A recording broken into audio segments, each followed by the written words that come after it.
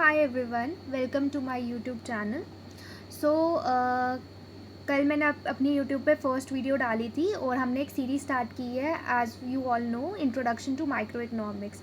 तो आज उस सीरीज़ का चैप्टर 2 है, यानी कि आज हम एक नया टॉपिक करने जा रहे हैं जिसका नाम है प्रोडक्शन पॉसिबिलिटी कर्व, यानी कि पीपीसी। ये एक बहुत ही इंपॉर्टेंट टॉपिक है माइक्रो इकोनॉमिक्स में, एंड ये आपको कल वाले टॉपिक को और बेटर अंडरस्टैंड करने में हेल्प करेगा। तो बेसिकली पीपीसी होता क्या है? तो production possibility curve is basically it represents graphically alternative production possibilities faced by an economy. तो कल हमने दो इम्पॉर्टेंट प्रॉब्लम्स पढ़ी थी इकोनॉमिक्स में। एक तो हमारे जो वांट्स हैं वो अनलिमिटेड हैं, लेकिन जो हमारे पास रिसोर्सेज हैं वो स्कैर्स हैं।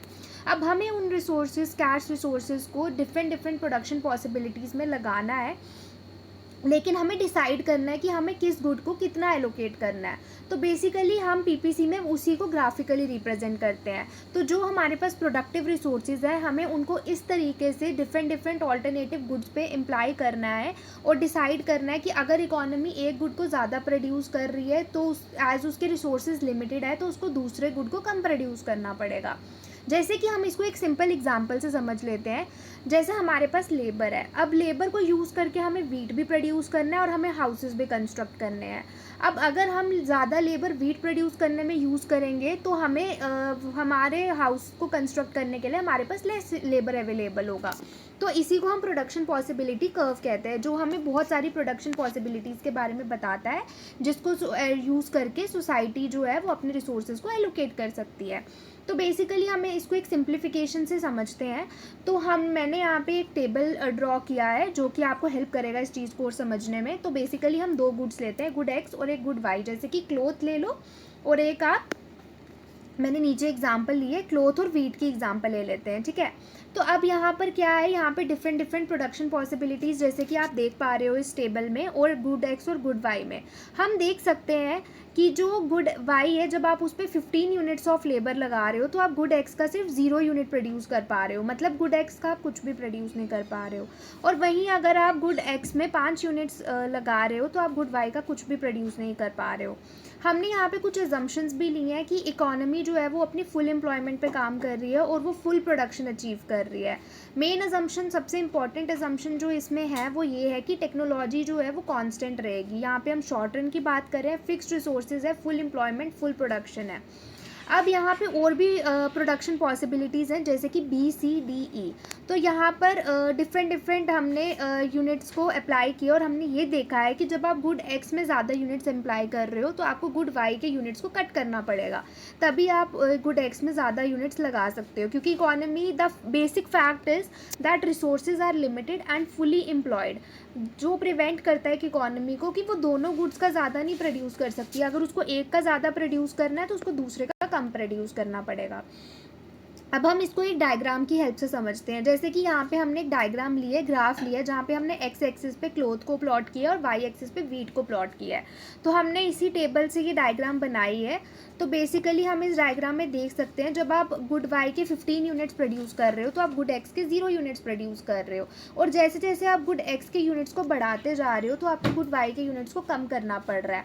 और जो ये हमारा ए एफ कर्व है जो कि कॉन्केव शेप में है, इसी को हम प्रोडक्शन पॉसिबिलिटी कर्व बोलते हैं। और the production possibility curve is also called the transformation curve, क्योंकि यहाँ पे हम एक गुड से दूसरे गुड की तरफ ट्रांसफॉर्म कर रहे हैं।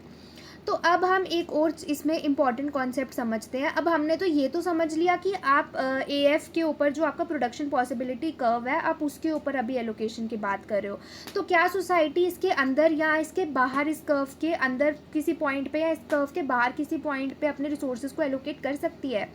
देखो, अभी हमने सबसे इंपॉर्टेंट असम्पशन ये समझी थी कि जो रिसोर्सेज हैं वो पूरे तरीके से एम्प्लॉयड हैं। तो अगर हम इस पॉइंट, जैसे कि हम इस डायग्राम में देख रहे हैं, जो पॉइंट डी है वहाँ पे इनएफिशिएंट है, क्योंकि वहाँ पे सोसाइटी के पूरे रिसोर्सेज अप्लाई नहीं हो रहे, यानी कि कुछ रिसोर्सेज अभी भी आइडियल बचे हैं। क्योंकि हम देख सकते हैं कि पॉइंट सी पे हम ज़्यादा एप्पल्स और ज़्यादा वाइन को प्रोड्यूस कर सकते हैं, और वहीं अगर हम पॉइंट एफ़ की बात करें तो वहाँ पे तो एलोकेशन इम्पॉसिबल है, क्योंकि हमने अभी पढ़ा कि जो सोसाइटी के रिसोर्सेज हैं वो लिमिटेड है। तो इतना तो वो पॉसिबल ही नहीं है, सोसाइटी इस लेवल पे तो जा ही नहीं सकती है, क्योंकि जब उसके पास रिसोर्सेज ही नहीं है तो वो इस पॉइंट पे प्रोड्यूस कर ही नहीं सकती। तो यही मैंने यहाँ पे इसकी एक्सप्लेनेशन भी दी है, आप चाहे तो इसको अच्छे से पढ़ सकते हैं। अब एक और चीज़ है कि जैसे हमने जो इम्पोर्टेंट अजम्पशन यहाँ पे एज्यूम किया था कि जो पीपीसी है वो इस एक कर्व हमने ड्रॉ किया था, हमने अभी उसकी रोटेशन की बात नहीं की है। क्यों? क्योंकि हमारे पास रिसोर्सेज कांस्टेंट है। बट सपोज़ अगर जो हमारे प्रोडक्टिव रिसोर्सेज हैं इकोनॉमी के वो एक्सपांड होते हैं या वो डिक्रीज़ होते हैं, तो ये पीपीसी कर्व आउटवर्ड की तरफ भी शिफ्ट कर सकता है और इनवर्ड भी शिफ्ट कर सकता है। तो ये उस चीज़ पे डिपेंड करता है। सपोज़ अगर टेक्नोलॉजी में कोई एडवांसमेंट आता है या सोसाइटी के जो रिसोर्सेज हैं वो पहले से इम्प्रूव हो जाते हैं, तो ये उस सिचुएशन की बात है। अब जो अभी हमने बात की कि जो पीपीसी है वो कॉन्केव होता है शेप पे, क्यों? इसका क्या रीज़न है? अब कॉन्केव और कॉन्वेक्स का कॉन्सेप्ट मैं आपको नेक्स्ट वीडियो में बताऊंगी, लेकिन अभी हम ये समझ लेते हैं कि जो पीपीसी की ये डाउनवर्ड स्लोपिंग हम देख रहे हैं, लेफ्ट से राइट की तरफ जा रहा है, ये क्यों है? इसका आंसर है law of increasing opportunity cost. तो अपॉर्चुनिटी कॉस्ट क्या होती है? Opportunity cost is what you give up when you choose one option over another. Basically जब हम ज़्यादा क्लोथ को प्रोड्यूस कर रहे हैं तो हम ज़्यादा वीट के यूनिट्स को सेक्रीफाइस कर रहे हैं। अब वही सेक्रीफाइस हमारी एक अपॉर्चुनिटी है जो हमने लूज़ कर दी।